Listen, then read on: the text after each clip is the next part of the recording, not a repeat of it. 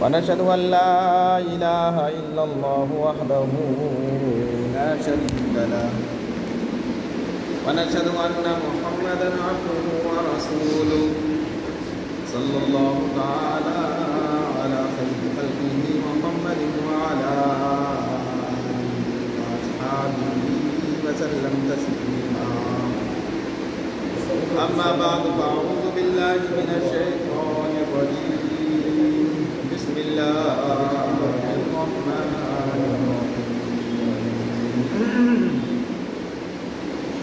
الحمد لله رب العالمين الرحمن الرحيم مالك يوم الدين. صدق الله العظيم. اللہ تعالیٰ کا بے حد احسان و کرم ہے کہ اللہ تعالیٰ نے ہم سب کو مسلمان بنایا، اور مزید احسان اللہ تعالیٰ کا ہم سب پر یہ ہوا کہ اپنے پاکیزہ گھر میں مسجد میں جمعے کی نماز کے لیے بھیج دیا. یہ بہت بڑا کرم اللہ تعالیٰ کا ہم پر ہوا. میرے محترم بزرگوں، اسلام کے بھائیوں اور مسلمانوں، اللہ رب العالمین کی شان کریمی ہی ہے کہ اللہ نے ہمیں مسجد میں بھیج دیا. اس کے انعامات اور اس کی رحمتیں ہی ہیں کہ اللہ نے مسجد تک بھیج دیا. نہیں تو یہ دنیا ایسی چیز ہے کہ اس میں انسان جب چلتا ہے تو نہیں چھوڑتی. کبھی یہ کام، کبھی یہ کام، کبھی بچوں کا کام، کبھی بیوی کا کام، کبھی گھر کا کام، کبھی باہر کا کام، کبھی ہاسپٹل کا کام، کبھی کچہری کا کام، دنیا بھر کے کام. کبھی پیسوں کا مسئلہ، کبھی تجارت کا مسئلہ، کبھی زراعت کا مسئلہ، کبھی جنگل کا مسئلہ، دنیا بھر کے کام ہے. لیکن تمام کاموں کو ادھر ادھر کر کے آگے پیچھے کر کے اللہ نے ہمیں اپنے پاک گھر میں بھیج دیا. یہ بہت بڑا کرم ہوا اللہ. اس سے بڑھ کر کرم کیا ہوگا، انعام کیا ہوگا بندے کے لیے کہ اس نے اپنے پاک گھر میں آنے کی توفیق دی. بہت بڑا کرم، اس کا احسان ہے کہ اللہ نے ہمیں جمعے کی نماز کے لیے، اس کے بارے میں حدیث شریف میں ہے، بڑی فضائل اللہ تعالیٰ نے جمعے کے لیے خاص کر دی. یا ایھا الذین آمنوا، اے ایمان والو، اذا نودی للصلاۃ، جب مؤذن بلائے آپ کو اس کے لیے، للصلاۃ، نماز کے لیے بلائے، خصوصاً فرمایا کہ جمعے کی نماز کے لیے بلائے جب مؤذن، اس کی فرضیت کے لیے اسی دلیل کو پیش کیا جاتا ہے. اذا نودی للصلاۃ، جب پکارے مؤذن کہ حی علی الصلاۃ، آ نماز کے لیے، حی علی الفلاح، آ کامیابی کے لیے آؤ، تو فرمایا آپ نے یہ نہیں کہ آرام سے آ جائیں گے، من کرے گا آ جائیں گے، نہیں. قرآن کریم کے الفاظ پر غور کریں تو معلوم ہوتا ہے اذا نودی للصلاۃ من یوم الجمعہ، جمعے کے دن آپ کو مسجد کی طرف جب مؤذن نے بلایا اذان کہہ کر، تو آپ کے لیے گھر میں آرام، اب آپ کے لیے گھر میں تجارت، بازار میں تجارت، خرید و فروخت کو روک دینا. آگے فرمایا فَاسْعَوْا إِلَىٰ ذِكْرِ اللَّهِ، اللہ کے ذکر کی طرف دوڑو. اب تساہلی سے اور کہالت کے ساتھ اور سستی کے ساتھ کام نہیں کرنا. اب تو یہ ہے کہ جلد سے جلد غسل کر کے، وضو کر کے فوراً مسجد کی طرف آ جاؤ. فَاسْعَوْا، سعی کرو. عرفات کے میدان میں بھی تو صفا اور مروہ کی سعی کرتے ہیں لوگ، دوڑتے ہیں، سعی بولتے ہیں اس کو. یہاں پر سعو सही करो, दौड़ो, यानी छोड़ दो अब तिजारत को, छोड़ दो अब जंगल के काम को, छोड़ दो अब दुकान के काम को, छोड़ दो अपनी बीवी बच्चों के मसले को, अब तो अल्लाह की तरफ आ जाओ, मस्जिद की तरफ आ जाओ। अल्लाह बुला रहे हैं, कहाँ बुला रहे हैं? मस्जिद में आ जाओ, बस आओ, सही करो। किस लिए सही करनी है? फरमाया जिक्रिल्लाह, अल्लाह का जिक्र करो, नमाजें पढ़ो, नमाज भी एक अल्लाह का जिक्र है। उतलु मा उहिया इलैका मिनल किताबि व अक़िमिस सलाह इन्नस सलाता तन्हा अनिल फहशाइ वल मुनकर। आगे फरमाया वला ज़िक्रुल्लाहि अकबर। यकीनन नमाज बेहयाई और बुरे कामों से रोकती है, और जिक्र अल्लाह का ये सबसे बड़ा जिक्र है नमाज। कि नमाज में अल्लाह रब्बुल आलमीन को याद किया जाता है और अल्लाह की तरफ लो लगाई जाती है और अल्लाह की तरफ ध्यान जमाया जाता है। तो फरमाया बस आओ, सही करो, दौड़ो इला जिक्रिल्लाह। और आगे फरमाया वज़रुल बैई। देखो कुरान कहते हैं लोग कि जी बड़ा मुश्किल, समझ में आता नहीं, बड़ा मुश्किल जी, कितना आसान किया अल्लाह ने।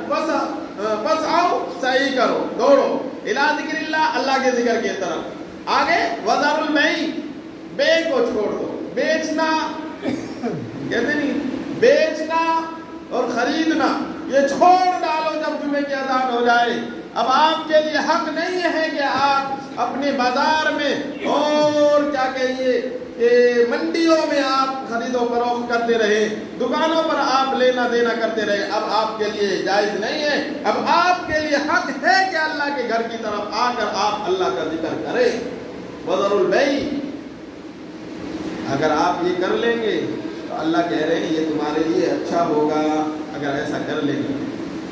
वज़रुल बैई ज़ालिकुम खैरुल लकुम, तुम्हारे लिए बेहतर होगा ये काम, तुम्हारे लिए काम अच्छा होगा कि अपने बीवी बच्चों का, अपनी तिजारत का, अपनी दुकान मकान का, अपने जंगल का काम टिका के अल्लाह की तरफ आ गए तो तुम्हारे लिए बेहतर है। अगर तुम इल्म रखते हो, अगर तुम थोड़ा भी इल्म रखते हो, जानते हो, ज़ालिकुम खैरुल लकुम इन कुंतुम तालमून।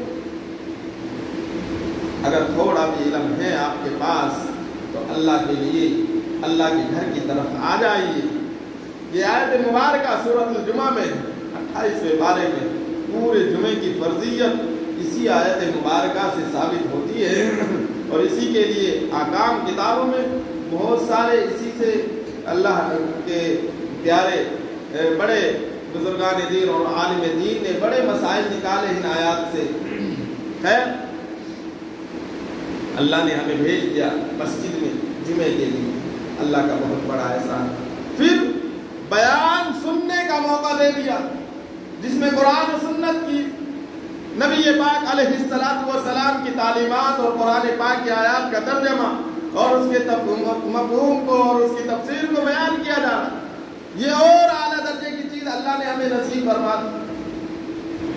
ये आसान चीज़ नहीं है। कुरान पाक का सुनना सुनाना, कुरान पाक का समझना समझाना। हदीस शरीफ है खैरुकुम मन तअल्लमल कुरान व अल्लमा, तुम में सबसे अच्छा इंसान वो है, अच्छा बंदा वो है जो कुरान को सीखता और सिखलाता है, खुद भी सीखता है, दूसरों को भी सिखलाता है, वो सबसे अच्छा इंसान। तो बयान में भी कुरान की बातें, कुरान के मफ़हूम को, कुरान की तफासीर को और कुरान के मज़ामीन को बयान किया जाता है।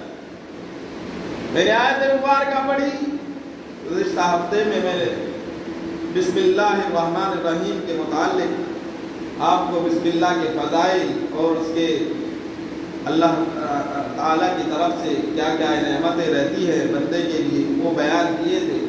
बिस्मिल्लाह के बाद जब हम नमाज शुरू करते हैं तो सबसे पहले हमने औज़ु बिल्लाह के बाद, बिस्मिल्लाह के बाद सूरतुल फातिहा की तिलावत करनी होती है।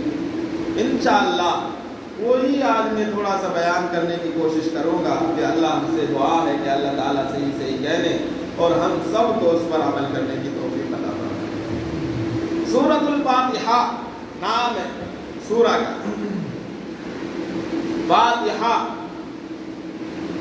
اب اس سورت کا نام اور بھی بیان کیے ہیں، اس سورت کو ام القرآن بھی کہا جاتا ہے۔ ام القرآن مانا قرآن کی ماں، قرآن کی ماں۔ یہ کہیے کہ جتنے مضامین، جتنی باتیں قرآن پاک میں بیان کی گئی ہے، جتنے مسائل کو کھولا گیا ہے، جتنے بھی احکامات اللہ نے بیان کیے ہیں، چاہے وہ پہلے انبیاء کے واقعات ہو، چاہے وہ انعام یافتہ لوگوں کے واقعات ہو، یا احکامات و طلاق کے مسائل ہو، یا عتاب کے مسائل ہو، یا وراثت کے مسائل ہو، یا اسی طرح جنت کے تذکرے ہو یا جہنم کے تذکرے ہو، وہ سارے کے سارے اس چھوٹی سی صورت میں اللہ تعالیٰ نے اس چھوٹی سی صورت میں اجمال کے ساتھ، تفصیل کے ساتھ نہیں، اجمالاً سارے کے سارے کو اس میں بیان کر دیا۔ اور پورے قرآن کے مضامین 6 قسموں پر بیان کیے جاتے ہیں کہ پورے قرآن کا نچوڑ ہے گویا سورۃ الفاتحہ، پورے قرآن کا ام القرآن جو کہا۔ سورۃ الفاتحہ کا ایک نام سورۃ الشفا بھی ہے، سورۃ الشفا، یعنی بندہ بیمار ہے، لا علاج ہو چکا ہے یا نہیں ہوا ہے، سر میں درد آیا، پاؤں میں درد ہے، بخار ہے، یا کوئی اور مرض میں لاحق ہے، سورۃ الفاتحہ کا دم کرے اس بندے پر، اللہ کی ذات سے امید ہے کہ اللہ رب العالمین اس بندے کو شفا نصیب فرما دے۔ سورۃ الفاتحہ کا تو نبی اکرم صلی اللہ علیہ وسلم کے زمانے میں کچھ صحابہ جا رہے تھے، جاتے جاتے ایک جگہ پڑاؤ ڈالا، گاؤں والوں سے کہا بھئی ہم بھوکے ہیں، ذرا ہماری پوری جماعت بھوکی ہے، کھانا ہمیں تھوڑا کھانے کے لیے مل جائے تو بڑا کرم ہوگا۔ تو گاؤں والے اتنے کنجوس تھے، روپیہ پیسہ خرچ کرنے کے دور کی بات، کھانا کھلانے کو کسی کو تیار نہیں۔ سارے گاؤں والوں نے انکار کر دیا، ہم نے کھانا نہیں دینا، اب یہ مسافرین ہیں کہاں سے لائے؟ وہ دور ہوٹلوں کا دور نہیں تھا کہ جی فلاں جگہ سے لے آئے، فلاں نہیں، کھانا دینے کے لیے تیار نہیں۔ پوچھنے لگے بھائی، پوچھنے لگے کھانے کو تو کوئی تیار نہیں ہے، اب کیا کرے، بھوکے ہی سو جاتے۔ لیٹ گئے، رات میں 12 بج گئے، 1 بج گیا، 1 بجنے کے بعد کیا ہوا؟ ایک بندہ دوڑتا ہوا آیا اور آ کے کہتا ہے بھائی ہمارے جو گاؤں کے سرپنچ ہے، بادشاہ ہے، اس کو کسی جانور نے کاٹ لیا ہے، آپ میں سے کوئی ان کا علاج کر سکتا ہے؟ تو ایک صحابی ہے، وہ کہنے لگے میں ان کا علاج کروں گا، میں ان کا علاج کروں۔ فوراً کہنے لگے جو قافلے والے جو ساتھی تھے، یہ گاؤں والے کھانا تک نے دیے، ہم نے کھانا مانگا، کھانے کو بولا ان کو کھانا ہمیں دے دو، انہوں نے کھانا نہیں دیا، آپ کیسے جائیں گے ان کے پاس؟ نہیں جاؤ آپ ان کے پاس، انہوں نے ہمیں کھانا تک نہیں دیا، آپ ان کا علاج نہ کریں۔ وہ کہنے لگے نہیں، وہ مرض میں مبتلا ہے، ان کو کسی جانور نے، زہریلے جانور نے کاٹا ہے، میں ان کا علاج کے لیے جاتا ہوں۔ چنانچہ مشورہ میں یہ طے ہوا کہ چلو جانے کی اجازت دے دی جائے۔ اب گئے، جانے کے یہ تو بھوکے تھے پیٹ سے، پہلے کہا میں علاج تو کر دوں گا لیکن قیمت یہ ہوگی، اتنی بکریاں، روایات میں 40 بکریاں ہیں، کتنی بکریاں، 60 بکریاں انہوں نے طے رکھی، اور اتنے دراہم دینار میں لوگا۔ وہ کہنے لگے ہمارے گاؤں کے سرپنچ ہیں، بڑے ہیں، ذمہ دار ہیں، آپ جلدی علاج کریں، ہم جو مانگیں گے ہم عطا کریں گے، آپ کریں جلدی علاج۔ تو انہوں نے کچھ پڑھا اور دم کیا، وہ فوراً ہوش میں آ گئے، ہوش میں آئے تو انہوں نے اپنی بات کے مطابق پورا جو انعام اکرام تھا وہ دیا اور واپس کیا ان کو، قافلے سے جا ملے۔ قافلے سے جا ملنے کے بعد یہ دیکھے اللہ کی قسم نیا معاملہ ان کے سامنے آیا. کہنے لگے ہم چلو یہ بکریاں اور یہ ہمیں پیسے مل گئے, چلو ان کو استعمال کر لیتے. کہا نہیں, اس کے بارے میں تو ہمیں پتہ ہی نہیں کہ ہم نے علاج کیا ہے, یہ پیسے مل چکے, ہمارے لیے حلال بھی ہے کہ نہیں ہے. دیکھو کتنی نظر ہے صحابہ کی. ہو سکتا ہے ہمارے لیے لینا حلال نہ ہو, ہمارے لیے کھانا یہ حرام ہو جائے, ایک لقمہ والا حلق کے نیچے چلا جائے گا. حدیث شریف میں ہے کہ 40 دن تک اس بندے کی عبادت تک قبول نہیں ہوتی. ایک نوالا حلق سے نیچے حرام کا چلا گیا. خیر وہ صحابہ کہنے نہیں استعمال کرتا, بھوکے تھے, بھوکا رہنا گوارا کیا, لیکن جب شک پڑ گیا مشکک ہو گئے صحابہ, کہتے ہیں نہیں استعمال کرنا ہم نے. فوراً کہتے ہیں کہ اللہ کے رسول صلی اللہ علیہ وسلم کے پاس ان کی خدمت میں حاضر ہوتے ہیں, آپ فیصلہ فرمائیں گے. گئے اور جانے کے بعد پورا واقعہ بیان کیا. ہم پڑاؤ ڈالے, کھانا مانگا, نہیں دیا. ان کے سردار کو بچھو نے کاٹ لیا, وہ علاج کے لیے آئے بلانے. ہم گئے, آقا علیہ الصلوۃ والسلام نے پوچھا وہ صحابی سے کہ تم نے علاج کس چیز سے کیا؟ کہنے لگے میں نے سورۃ الفاتحہ پڑھ کے دم کیا. میں نے کیا کیا؟ سورۃ الفاتحہ پڑھ کے دم کیا. اللہ نے اس کو شفا نصیب فرما دی. تو اس کے بعد فرمایا کہ یہ بکریاں ہے, یہ دراہم و دینار ہے, یہ اتنے میں نے اس کی قیمت رکھی ہے. اللہ کے رسول صلی اللہ علیہ وسلم نے فرمایا آپ کھاؤ اور آپ اپنے تمام ساتھیوں کو بھی کھلاؤ اور مجھے بھی کھلاؤ اس حصے میں سے. یہ روایت صحیح روایات ہیں. اور آقا علیہ الصلوۃ والسلام نے ارشاد فرمایا اس سورت کا نام سورۃ الشفا بھی ہے, اس سورت کا نام سورۃ الکافیہ بھی ہے. سورۃ الفاتحہ کا اس سورت کا نام سورۃ الواقعہ بھی ہے. سورۃ الفاتحہ پورے قرآن کا نچوڑ ہے,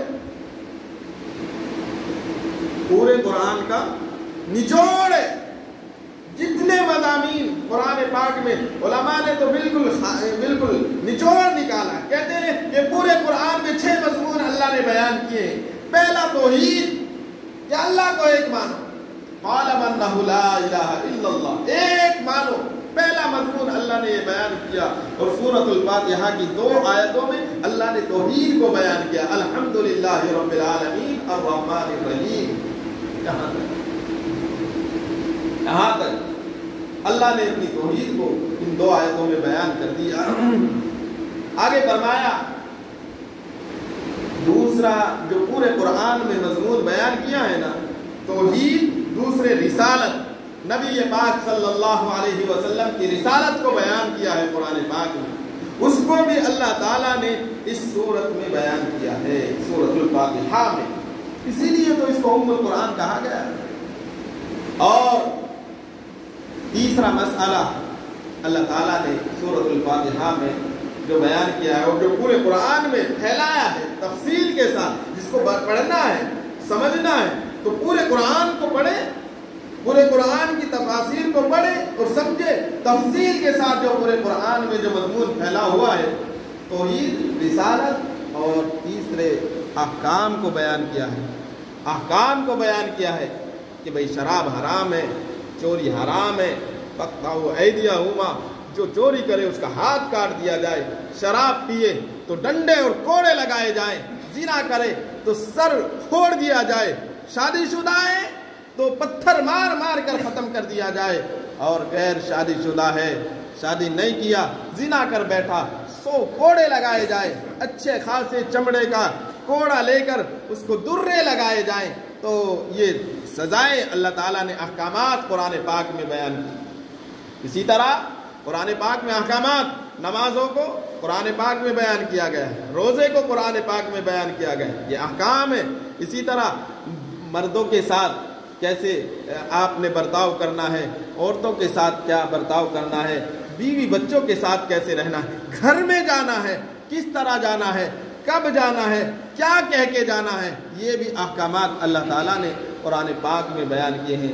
یا ایھا الذین آمنوا لا تدخلوا بیوت النبی الا ان یؤذن لکم، اے لوگو، اے ایمان والو، یا ایھا الذین آمنوا، اے ایمان والو، تم نبی پاک صلی اللہ علیہ وسلم کے گھر میں بنا اجازت کے نہیں داخل ہونا۔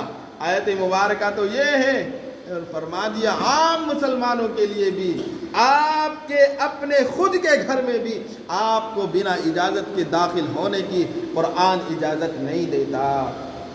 آپ کو دروازے پر کھڑے ہو کر، میں نے پچھلے جمعے میں بھی کہا، السلام علیکم ورحمۃ اللہ وبرکاتہ، اتنا کہہ کے اجازت لے لے۔ معلوم نہیں آپ کی بیٹی کس حال میں ہے، معلوم نہیں آپ کی بیوی کس حال میں ہے، معلوم نہیں آپ کی بہن کس حال میں ہے، آپ کی امی کس حالت میں بیٹھی ہوئی ہے، آپ بنا اجازت کے گھر میں فوراً نہ داخل ہو۔ خود اپنے گھر میں، آپ اپنے گھر میں دروازے پر کھڑے ہو کر اجازت لے لیا کرے، سلام کر کے آپ اندر گھر میں داخل ہوں، اجازت لے لے، کیا میں اندر آ سکتا ہوں؟ اس میں شرم کی کوئی بات نہیں۔ قرآن ہمیں ان چیزوں کی طرف لے کے جاتا ہے، یہ احکامات ہیں۔ بنا اجازت آپ کا گھر ہے، جا سکتے ہیں، بیوی آپ کی ہے، لیکن کس حال میں، اس کے جسم پر کپڑا بھی ہے کہ نہیں ہے، آپ کی بیٹی ہے، کس حال میں، آپ اجازت لے لیں، اس کے بعد آپ اپنے گھر میں بھی داخل ہو۔ غیر کے گھر میں تو داخل ہونا دور کی بات ہے۔ جب اپنے گھر میں اجازت نہیں تو دوسرے کے گھر میں بنا اجازت کے جائیں گے؟ بنا اجازت کے اپنے گھر میں بھی داخل ہونا۔ ہاں، اگر کوئی نہیں ہے گھر میں، امی ہے، معلوم ہے بیمار ہے، اور وہ دوسرے کمرے میں ہے، دور تک اس کو دروازہ کھولنے تک آنا نہیں ہوتا، اکیلی ہے، آپ کو معلوم ہے اٹھنے کی بھی نہیں ہے، تو آپ بنا اجازت کے بھی جا سکتے ہیں۔ لیکن گھر میں بچے بھی ہیں، بہنیں بھی ہیں، مائیں بھی ہیں، سارے لوگ موجود ہیں، دروازے پر کھڑے ہو کر کہہ دے السلام علیکم ورحمۃ اللہ وبرکاتہ۔ جواب ملتا ہے؟ ٹھیک ہے، نہیں جواب ملتا دوسری مرتبہ سلام کرے۔ اپنے گھر کا بھی یہی مسئلہ، دوسرے کے گھر کا بھی مسئلہ یہی ہے، تیسری مرتبہ بھی سلام کرے، تھوڑا تھوڑا وقفے کے ساتھ۔ وہ جواب اندر سے آ جاتا کہ آ جائیے، اجازت ہے تو آپ اندر جائیے، بنا اجازت کے کسی کے گھر میں نہ جائے، آپ کسی کے پاس داخل نہیں ہو سکتے۔ اسی طرح آج کل جو موبائل فون ہے، ایک فون لگا لے، 2 منٹ کا وقفہ لے کے پھر فون کر لے، 2 منٹ کے بعد پھر فون کر لے، یہ 3 مرتبہ فون کرے، 4تھی مرتبہ آپ کے لیے فون کرنا یہ حق نہیں رکھتا۔ معلوم نہیں بندہ کس حال میں ہے، سفر میں ہے یا پیشاب پخانے میں، یہ کس حال میں، آپ کے لیے حق نہیں، وہ جواب نہیں دے رہا ہے، وہ آپ کا فون ریسیو نہیں کر رہا، آپ کے لیے کوئی حق نہیں ہے کہ بار بار فون کر کے اس کو پریشان کرنا، وہ نہیں بات کرنا چاہ رہا ہے آپ سے، آپ 3 مرتبہ فون کر کے بس کر دیں۔ یہ ہمیں شریعت اس چیز کی طرف اجازت دیتی ہے۔ یہ احکام، پہلا مسئلہ اللہ نے پورے قرآن میں جو پھیلایا، توحید کو پھیلایا تفصیل کے ساتھ اور نچوڑ رکھا سورۃ الفاتحہ میں 2 آیتوں میں۔ دوسرا مسئلہ نبی پاک صلی اللہ علیہ وسلم کی رسالت ہے، وہ رسالت کو پھیلایا پورے قرآن میں، نچوڑ رکھا سورۃ الفاتحہ میں۔ تیسرا مسئلہ اللہ نے جو پورے قرآن میں پھیلایا ہے، 6600 سے زائد آیات ہے، 6600 سے زائد آیات ہیں۔ ان پوری آیتوں میں جو قرآن میں جو مسائل پھیلے وہ احکامات ہیں، وہ احکامات بھی اللہ رب العالمین نے ایک چھوٹی سی سورۃ الفاتحہ میں بیان کیا ہے، تفصیل کے ساتھ نہیں، اجمالی طور پر۔ اسی طرح چوتھا مسئلہ جو اللہ تعالیٰ نے قرآن پاک میں بیان کیا ہے، وہ قیامت کا مسئلہ، قیامت میں کیا ہونا ہے، مرنے کے بعد کن احوال سے ہر انسان کو گزرنا ہے، وہ بھی تفصیل کے ساتھ پھیلایا اللہ نے۔ 4 ہو گئے۔ 5واں مضمون اللہ تعالیٰ نے جو پورے قرآن میں پھیلایا ہے، وہ ہے ماننے والوں کے لیے کیا کیا نعمتیں ہیں، ماننے والوں کو اللہ کیا دینے والے ہیں، اللہ کی بات کو جنہوں نے مانا، اللہ کے حکموں پر جو کھڑے ہو گئے، اللہ کی بات کو انہوں نے تسلیم کر لیا، ان کو کیا ملنا ہے، یہ بھی اللہ رب العالمین نے پورے قرآن میں پھیلایا ہے اس مضمون کو۔ لیکن اس کو سورۃ الفاتحہ میں رکھ دیا۔ اور اسی طرح نہ ماننے والوں کے لیے قبر کے عذاب، دنیا کا عذاب، آخرت کا عذاب اور تمام طرح کے عذابات جو بیان کیے ہیں پورے قرآن میں، وہ بھی اللہ تعالیٰ نے ان 6-7 آیتوں میں یعنی سورۃ الفاتحہ میں اجمال کے طور پر پورے بیان کر دیا۔ اس لیے کہتے ہیں کہ آپ ہر نماز کی ہر رکعت میں سورۃ الفاتحہ پڑھا کریں، کیونکہ پورے قرآن جو پھیلا ہوا ہے 6600 سے زائد آیات میں، وہ پورا قرآن پھیلا ہوا ہے، چھوٹی سی سورت میں اللہ نے وہ تمام کے تمام مضامین رکھے ہیں۔ دیکھنا ہے، غور کرنا ہے، اس کے لیے آپ کو تفسیر پڑھنی پڑے گی، تفسیروں کو علماء دین سے سورۃ الفاتحہ کو سمجھنا پڑے گا۔ اس کے صرف معنی کو لے لیں 2 منٹ میں معنی ختم ہو جاتا، تفسیر کی گہرائی میں اتریں گے تو آپ کو 1 دن نہیں، سال 2 سال نہیں، آپ تفسیر کرتے چلے جائیں گے، اللہ کی قسم تفسیر ختم نہیں ہوتی سورۃ الفاتحہ کی۔ تقریباً ابھی تک جو سرچ ہوئی ہے، ساری دنیا نے جو سرچ کی ہے، قرآن پاک کی تفسیریں کل 3 لاکھ سے زائد کراس کر گئی ہیں تفسیریں۔ انڈیا والوں میں، انڈیا میں، ہمارے ملک میں بڑے بڑے عالم دین ہوئے، انہوں نے ایک تفسیر لکھی ہے اردو میں اور عام تو عربی میں، انہوں نے ہماری آسانی کے لیے، ہم اردو سمجھتے ہیں، تیلگو والوں نے تیلگو میں کر دی، تیلگو زبان میں، فارسی والوں نے فارسی میں، عربی والوں نے عربی میں، اسی طرح دوسری زبان تمل والوں نے تمل میں اپنی تفسیریں کر رکھی ہیں بڑے عالم دین نے۔ تو تمام کی تمام 3 لاکھ سے زائد تفسیریں ابھی تک ہو چکی ہیں، اور آگے بھی بڑے بڑے عالم دین قرآن پاک کی تفسیریں لکھ رہے ہیں، اور ان کو پڑھ کے لوگ اپنے دلوں کو ایمان کے نور سے روشن کر رہے ہیں۔ اس لیے میرے بھائیوں اور بزرگوں، نوجوان ساتھیوں، ہمارے لیے سوچنے کا اور غور کرنے کا مقام ہے کہ سورۃ الفاتحہ کا مقام چھوٹا نہیں ہے۔ سورۃ الفاتحہ بہت بڑی سورہ ہے، ام القرآن ہے، کہ سارے قرآن کی ماں ہے سورۃ الفاتحہ۔